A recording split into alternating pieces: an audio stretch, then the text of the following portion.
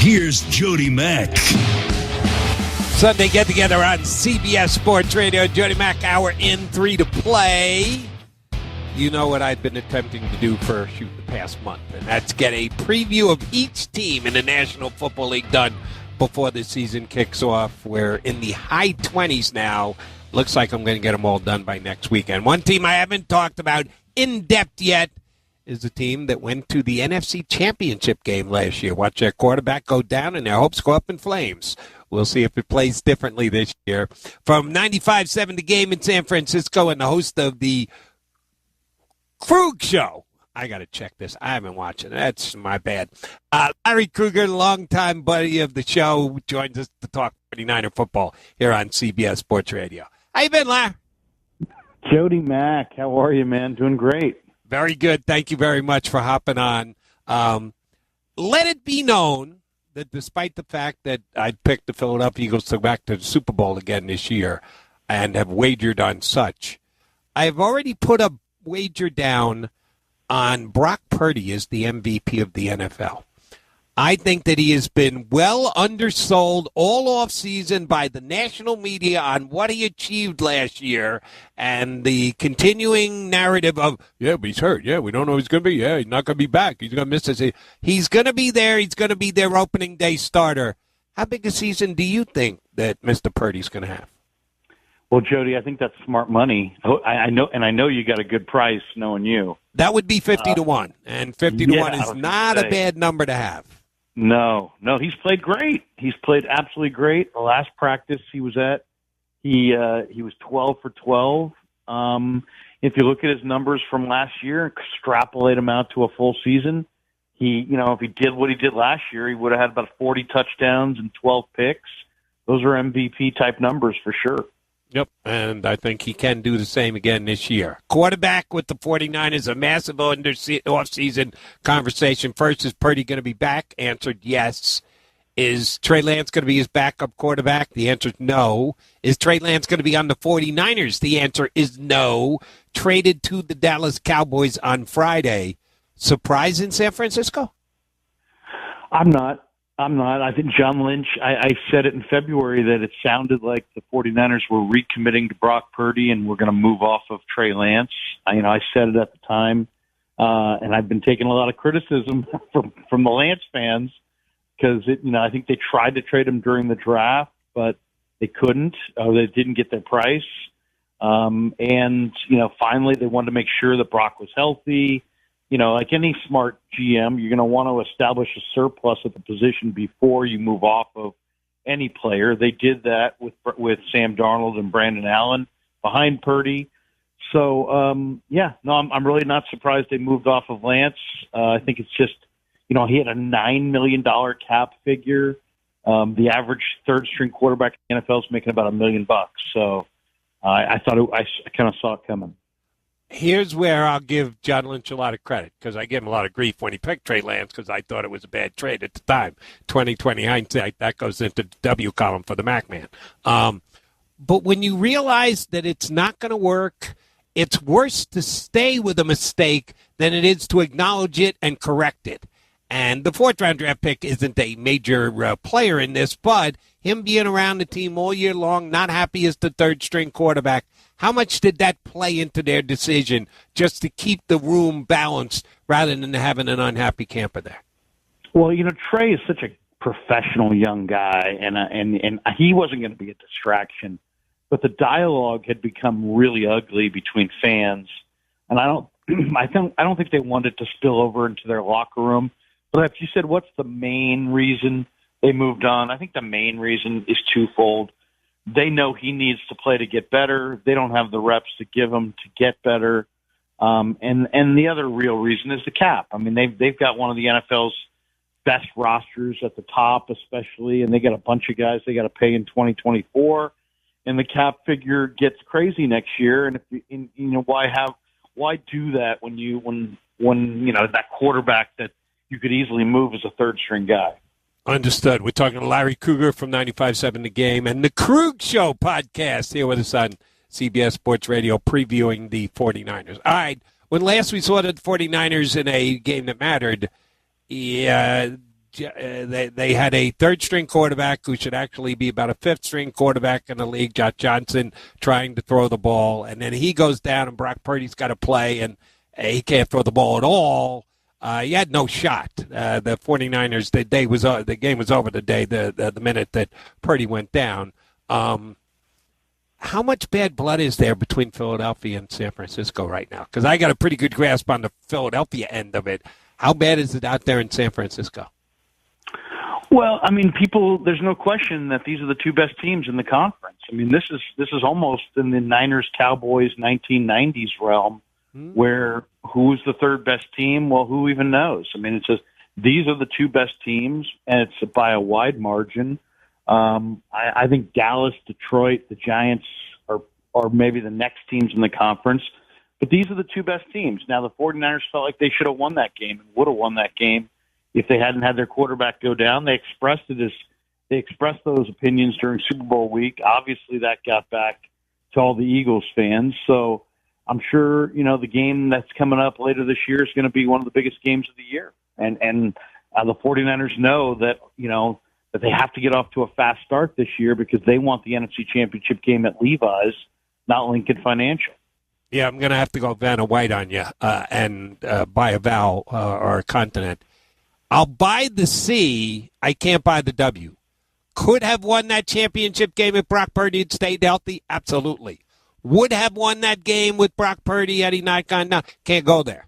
Eagles were really good, and they went and almost pulled off the Super Bowl, had Kansas City tied with 10 seconds to go. I don't think you can say that's where the Philadelphia fans are all ticked off because too many 49er players, media members in San Francisco went with the W on would. Could, yes. Would, no. Is that fair?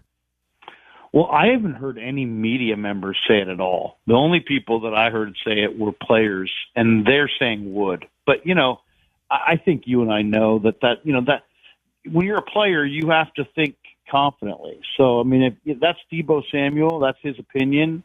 He's not backing off of it. I'm more with you. I think they had a very good chance to win.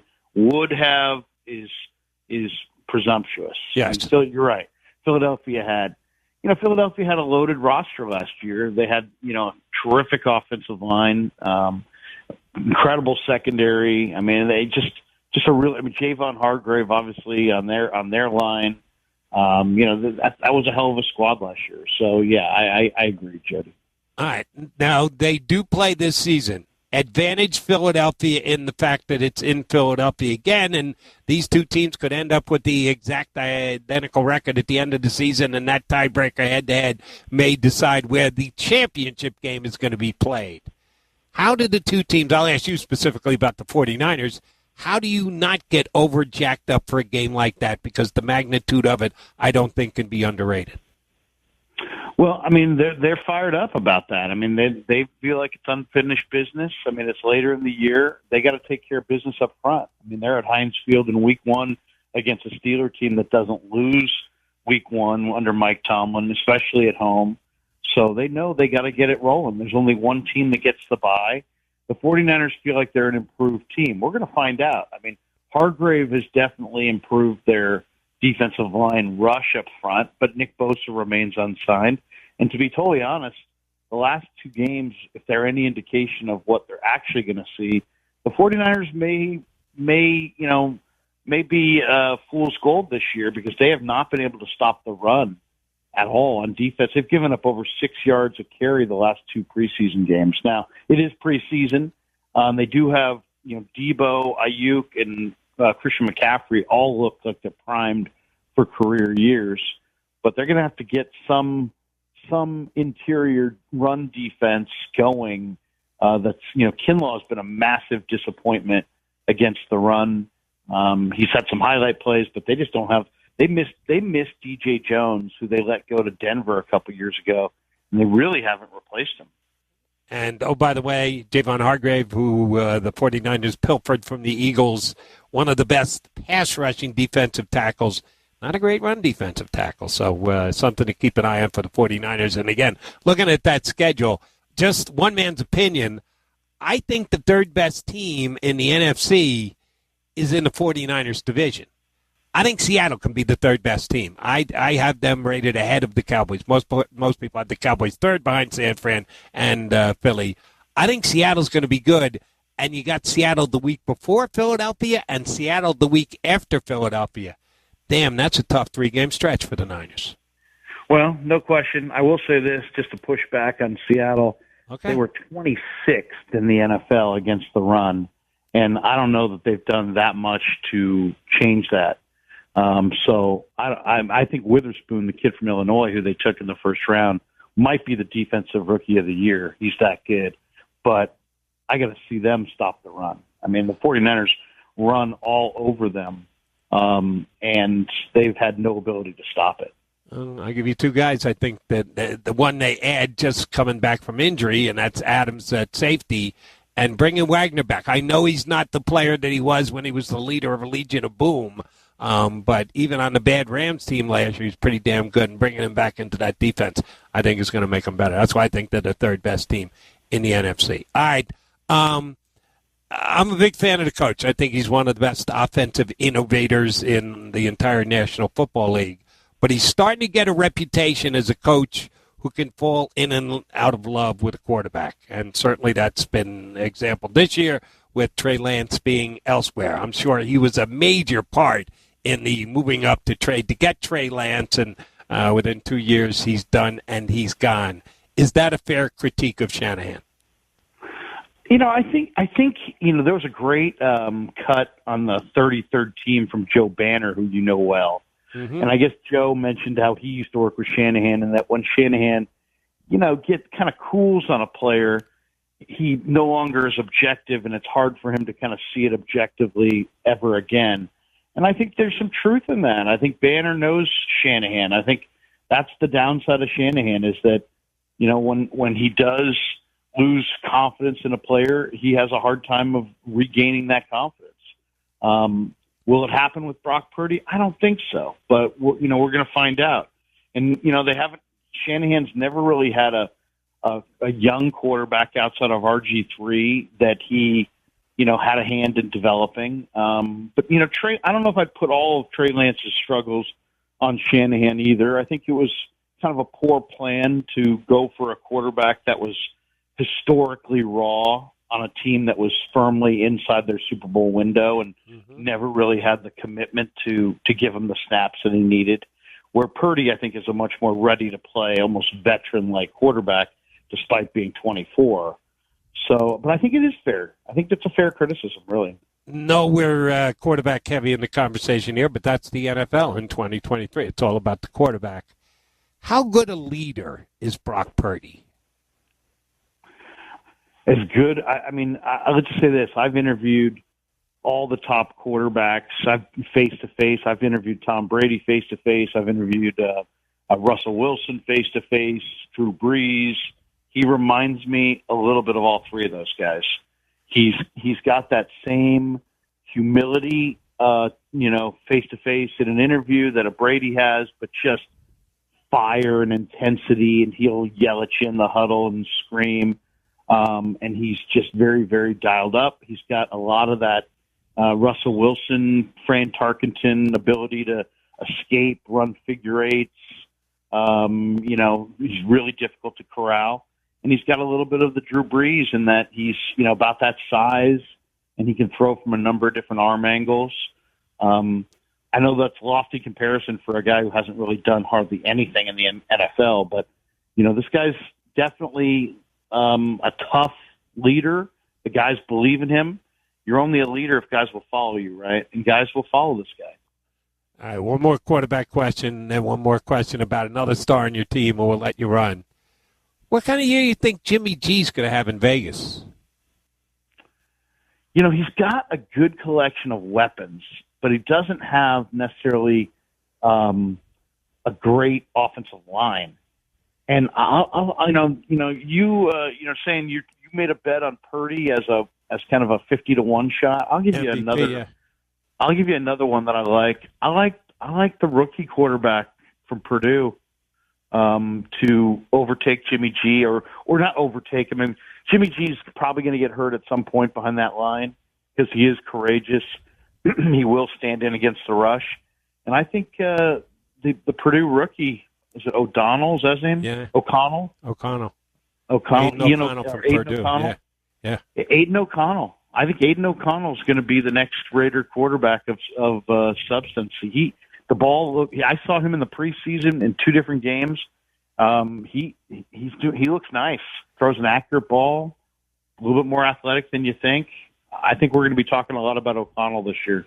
If that happens, then we'll be talking about Aiden O'Connell having Brock Purdy'd Jimmy Garoppolo the same way that Purdy did in San Francisco. We'll see if it comes down that way. All right. Last question, another big topic all offseason NFL is the devalue of the running backs in the National Football League. Well, the 49ers certainly have the most expensive running back in the NFL and arguably the best running back in the NFL. Christian McCaffrey, I know he was in on that Zoom meeting they had between the top running backs in the league to try and see if they could come up with certain things they could do or stances they could take to try and stop the bleeding as all teams in the NFL are devaluing running backs. He wasn't as outspoken as some of the others. Does he get it? Is he the kind of guy who just keeps to his own business and doesn't want to be part of a group? How is McCaffrey's mindset coming into the season as the highest paid and as much pressure on him as any other running back in the league? Well, I mean, first of all, I think he's thrilled to be inside this offense. He just had his best camp, that I've ever seen. I mean, he looks amazing. He looks very much like the player that was at Stanford. As far as, he's very passionate about the running back position, that the running back position is consistently devalued.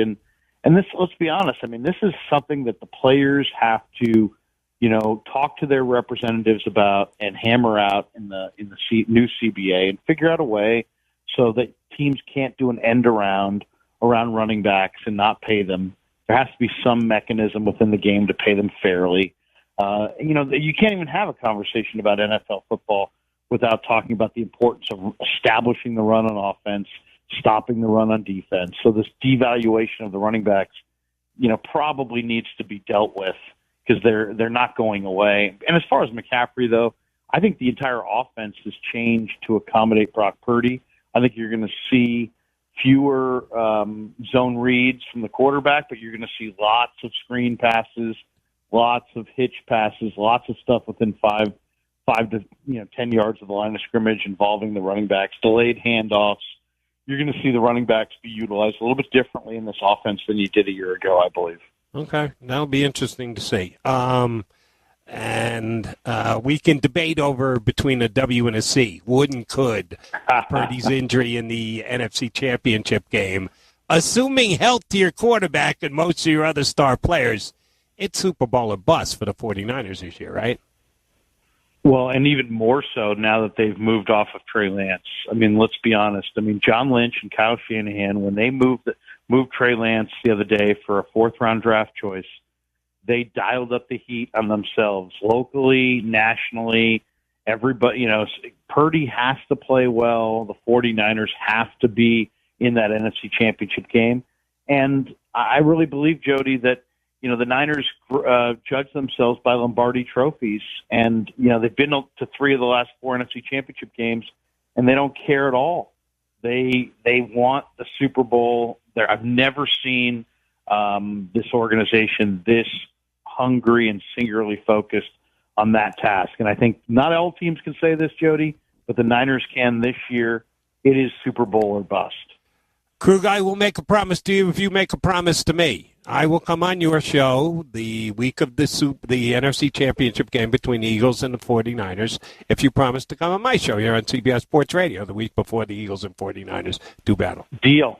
Always great to go on with you, Jody. You're the best, man. Love listening to you when I'm driving around, whether it be your local show, your national show. Anytime you call, man, I'm there. Krueger, you are the man. Thank you very much. That's Larry Krueger, host on 95.7 The Game in San Francisco in the Krueger Show.